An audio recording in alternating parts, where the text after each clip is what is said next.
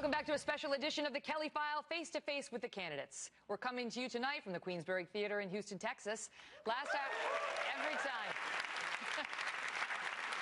Last hour, you heard from Texas Senator Ted Cruz and Ohio Governor John Kasich. This hour, the audience will have a chance to ask their questions to Florida Senator Marco Rubio and Dr. Ben Carson. We begin with Senator Rubio, who last night finished second in the Nevada caucuses behind Donald Trump. But his message today: the majority of GOP voters still don't want Trump as their nominee. Joining me now by satellite, Senator Marco Rubio. Senator, thank you for joining us tonight. Thank you. Thank you. Great to see you. So you believe still that the majority of voters don't want Donald Trump, but at this point in this contest, you have yet to win a single race. With the understanding that past is prologue, what are you going to change to get a different result? Well, first of all, I'll admit he's the front runner and that I'm certainly an underdog, but I've been an underdog my entire life. I mean, from where I grew up and how I grew up to how I came to the Senate running against the Republican establishment to this race, when I've been hit by over $40 million of negative ads by establishment money. But I relish that. This is a country of underdogs. This is a nation made up of people who scratch and claw to move ahead and improve their lives. And this is an important election. We are not going to allow the conservative movement to be defined by a nominee who isn't a conservative. And we certainly need to elect someone who's prepared to be president in a thoughtful and serious and important way, given the threats this country faces. So that's why a majority of Republican voters are not supporting Donald Trump. And obviously, once this race begins to narrow a little bit, you'll see more of that support consolidating. But right now, we're kind of in this situation that we're facing, and we're going to keep working hard and picking up as many delegates as we can. But I didn't hear anything in there that talked about a change. And the question is whether you like being second, because if you don't change anything, what are the odds that number is going to start changing for you? Well, we're not going to change our message. I mean, this is why I'm running. I'm running because I understand we have real challenges. I know that people are angry. That's why I ran for Senate in 2010. Well, I mean, our tactics are the following. Every state is different. Obviously, we want to go in with the resources we have and try to move numbers and do that. So our tactics are not going to dramatically change. I think the biggest change in this campaign is going to be when the people not named Donald Trump, the choices begin to narrow, and we start to give the Republican voters a clearer choice of who they want to get behind. And look, my argument is I'm as conservative as anyone running in this race. I hold up my record of 15 years of turning conservative ideas into conservative solutions up against anyone who's running. But I can win. I can unify this party. I can grow this party, and I will win this election. The Democrats desperately do not want to run against me. That's why they attack me more than anyone else in this race. And if we lose, then that means Bernie Sanders, who's a socialist, or Hillary Clinton, who's under FBI investigation, becomes the next president of the United States. So it's going to take a little longer than people want, but I feel good about it, and I can tell you no one's going to outwork us. That's for sure. All right, let's get some voters in here because we want to hear from them directly. This next issue is getting a lot of attention in the Democratic race. It's a hot item with young Republican voters as well. And the question comes from Tanya Sue Maestas. She's here with her mom, Lydia, and she describes herself as undecided. She says she's narrowed it down, however, and she wants to ask about the cost of college today. Tanya, what's your question for Senator Rubio? Good evening. Thank you so much for allowing me to be here tonight. Senator, I'm a current student and the first in my family to be furthering my education. My question for you is what you would do to provide more opportunities for students to further their education while making it affordable and decreasing the student debt that's crushing our America's youth. Yeah, thank you, Tanya, for the question. That's an important one. I'm actually the only Republican running that always talks about student loan debt in every one of my speeches. I actually have a plan to deal with all of it.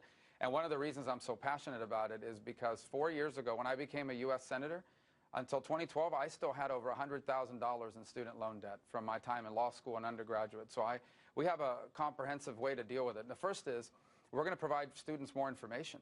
Before you take out a loan, when I'm president, you're going to know how much people make when they graduate from the school you're going to with a degree that you're seeking, so you can make an informed decision about whether it's worth borrowing thousands of dollars for a degree that may not lead to a job. Second, we're going to provide alternative ways to pick up college credit without having to pay for sitting in a classroom. In the 21st century, whether it's through Coursera or Udacity or other alternatively accredited methods, you should be allowed to acquire a substantial number of credits without having to pay for it. It'll shorten the amount of time you're in school, but it's also going to open the door for higher education for non-traditional students. The third is we would make income-based repayment the automatic method of repayment. I think that I'd much rather collect $20 a month from someone than to have them default and then ruin their credit and be unable to buy a home or start a business or whatever. And the fourth thing that we want to do in the mix is provide an alternative to student loans. It's called the Student Investment Plan, and it would allow students, especially graduate students, to go to a private investment group and get them to pay for your tuition instead of a loan. If you make a lot of money, they're going to make their money back, like if they invested it in a small business that was successful. If you don't make a lot of money, they lose their investment. They made a bad investment. But it's better than a loan because it doesn't sit on your credit report, and all the risk is on the investment group. So we have developed this strategy, and because I feel passionately about it, because I can tell you, that when Jeanette and I were first married, they wrapped you for me. Yeah. They wrapped you for me because we had to get on to our next question. All right. But thank you for that. I want to get to our next questioner, who's Kerry Kessner, another one of the small business owners that we're hearing from tonight. Now, as a businessman, he says that he has a number of concerns, but one in particular is an especially big deal for him. Kerry, tell us what your question is. Hey, Marco, thank you so much for taking time to listen to us and answer our questions. As a small business owner, we have a number of concerns: taxes, excess regulation, and health insurance. As a small business, we have a tough time affording health insurance for our employees. Don't think that's fair, but the health system is currently broken. What are you, as president, going to do to fix the broken health care system? We need more than repealing Obamacare or breaking state lines. Right. And I agree with that. First of all, we are going to repeal Obamacare, and we're going to replace it. I don't want to go back to the old system. That wasn't working well either. A substantial number of Americans were uninsured. By the way, I'm the only one running for president that's ever done anything about Obamacare. I got rid of the bailout fund that they were going to use with your taxpayer money to bail out private insurance companies, and I led the effort to do that. So part of it is allowing everyone to control their own health care spending. Under my plan, you would be allowed to provide to your employees, if you can't find insurance, you'd be allowed to provide them medical money. In essence, the equivalent of what you're paying on their behalf. They would be able to receive that money. It can only be used for medical care, but it would be tax-free. It wouldn't be treated as income. And they would be able to use it to fund health insurance any way they want, whether it's a health savings account, whether it's a combination of a health savings account and buying insurance of the kind they want from any company in America. You would also be allowed to pool your resources with other similarly situated businesses to create a coverage group. So again, it would give you more options. So what I want to do is provide more choices, because that'll lead to more competition in the health insurance marketplace. And it is through competition that you're going to get better coverage, lower prices, and better networks. And that's a much better approach than what we have now, where the cost of the health care exchanges, where the companies are losing money, it's all being passed to the commercial plans, and that's why your premiums keep going up. Very good. Senator, thank you. Well, the issue of prison reform is starting to bubble up on the campaign trail as well on both sides of the aisle. And as an interesting point of reference, it is one issue where the Obama administration and the very conservative Koch brothers find themselves not only in agreement, but working together. You got President Obama, Van Jones, and Charles Koch all agreeing on some issue, the same issue. It's like your head is going to explode, but it's happening. So our next question comes from Jake Blumenkrantz, and he's a young student at Baylor University. We have a few Baylor visitors here tonight. Welcome, Jake, and your question. Thank you.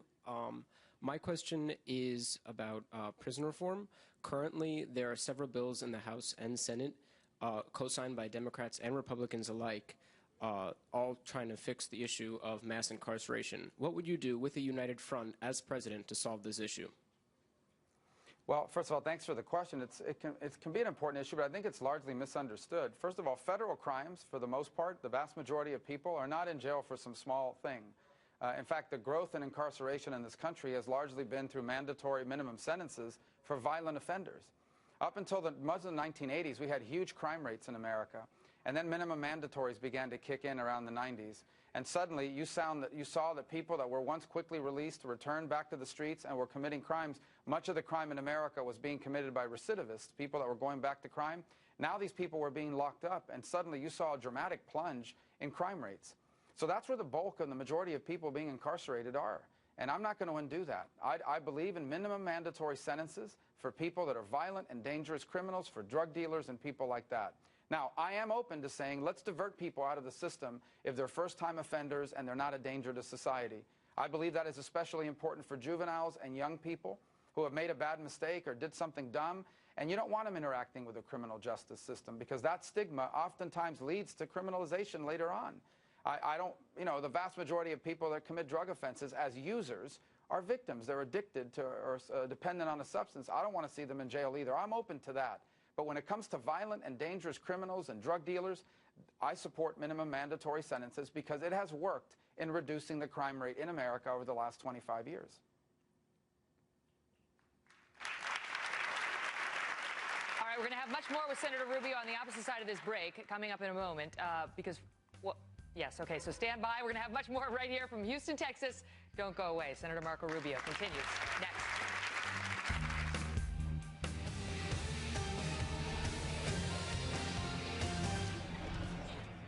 And welcome back, everybody. It's a special 2-hour edition of the Kelly File, face-to-face with the candidates. On the stage with us now, Florida Senator Marco Rubio, or at least via remote. Thank you, Senator Rubio, for being back with us. I want to get right to this next issue. Former President George W. Bush said one of the toughest issues he struggled with as a president had to do with stem cell research, an issue on which he first used his presidential veto. And our next question on this issue comes from Sarah Gubala, who's a science professor at Lamar University. She says she likes both Governor Kasich and you, sir. Sarah, what's your question for the senator? Senator Rubio, you've been criticized by Right to Rise as being too pro-life to be president. What are your positions on stem cell research? As president, will you veto legislation that could help save a life at the cost of someone else's life? Well, first of all, I don't view it as that kind of choice. I view it a couple things. Number one, there's all kinds of stem cell research going on, including on umbilical cord blood and things of this nature. I support all of that. What I do not support is anything that would lead to the creation of an industry where you are creating embryos solely for the purpose of cultivating stem cells, because I am pro-life. I believe that all human life is worthy of the protection of our laws. I recognize it's a difficult issue. It largely comes up in the context of abortion.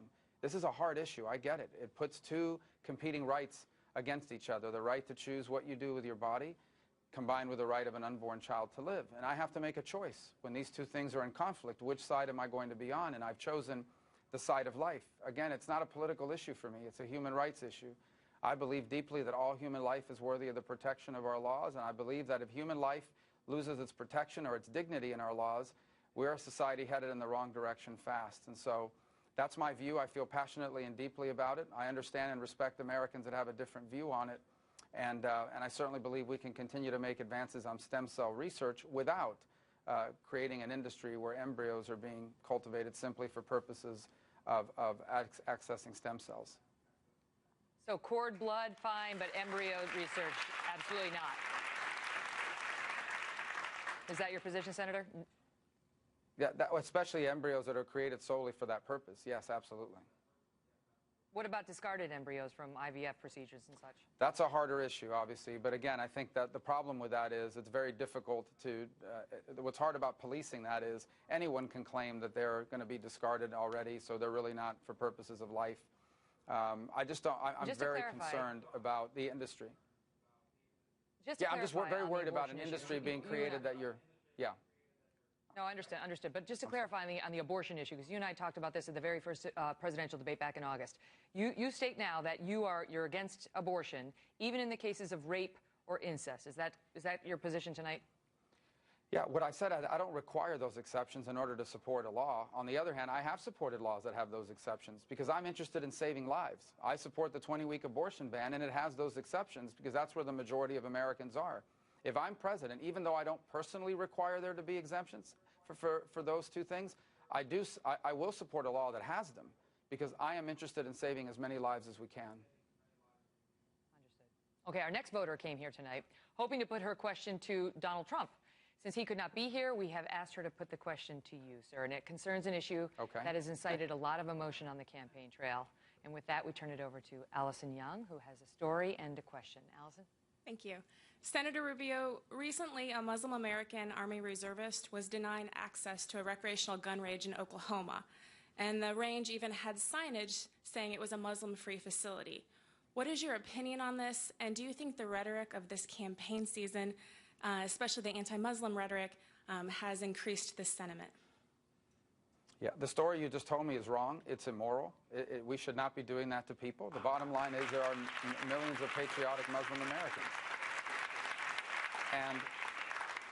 And if you go to a national cemetery where we bury veterans who have died in the service of our country, you'll see stars of David and you'll see crosses, but you'll also see crescent moons. You will see Muslim Americans who have died in the service of this country.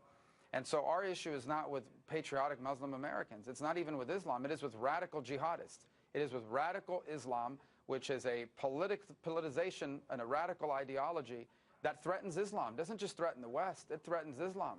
If you look at ISIS, ISIS wants to kill all Shia and all Sunnis who do not agree with their own version of Islam.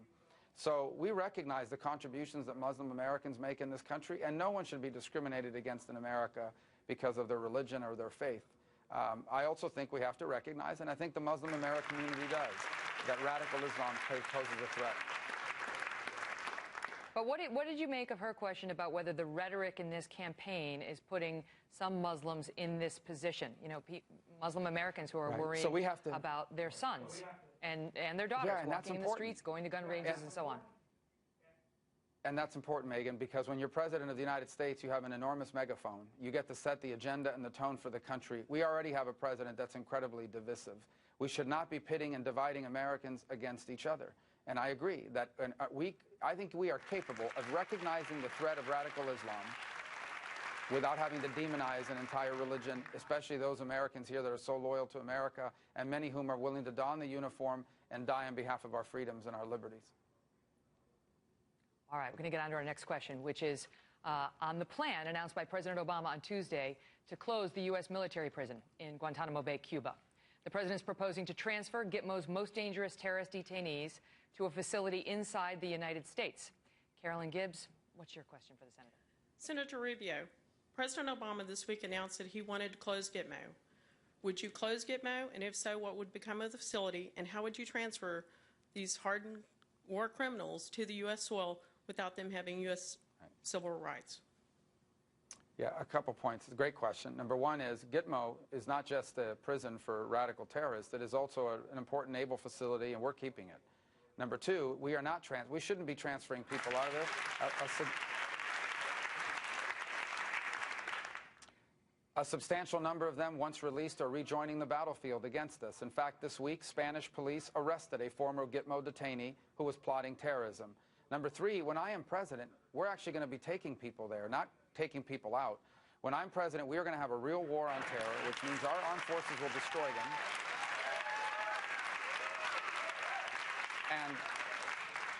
And if we capture any of these terrorists alive, we're taking them to Guantanamo. And that's where they belong. They are enemy combatants in a war against America. They should not be released so they can rejoin the battle against us. All right, let me follow up on that with you, Senator, though. What about interrogation of terrorists who we capture on the battlefield? Because back during the Bush administration, they didn't necessarily go to Gitmo. They went to CIA black sites, and they were subjected in some cases, some limited cases, to enhanced interrogation techniques. So what would a President Rubio administration do when we capture a dangerous terrorist who we want to interrogate? Well, first of all, I never talk about interrogation techniques because it gives the terrorists the opportunity to train to evade them. Number two, let me say this, though. I believe we are capable we have the capability of gathering information without having to do some of the things that people feel offended by. And number three, interrogating a terrorist is not the same as a law enforcement interrogation. In a law enforcement interrogation, you're trying to acquire evidence to use at trial. In a terrorism interrogation, you are trying to acquire information to prevent a terrorist attack in the future. And so you can't always use the exact same tactics, because this is not about evidence to put someone in jail. This is about evidence and information to prevent a future terrorist attack.